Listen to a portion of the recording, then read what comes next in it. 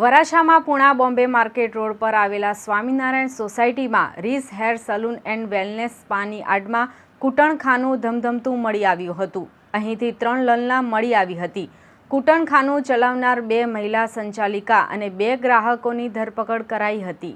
Varachha police inspector R B. ગોજિયાની આગેવાનીમાં બુધવારે બપોરે Rees hair salon and wellness સ્પામાં ત્રાટકી હતી. આ સ્પાનું સંચાલન કરતી અનિતા શ્રીધર ચિંજરાલા અને નીતા પાંડુરંગ ચાફરલકરનાને નામે રાખેલી 3 લલનાઓ પાસે દેહ વ્યાપાર કરવામાં મસાજ કરવામાં આવતો હોવાની બાતમી પોલીસે મળી હતી.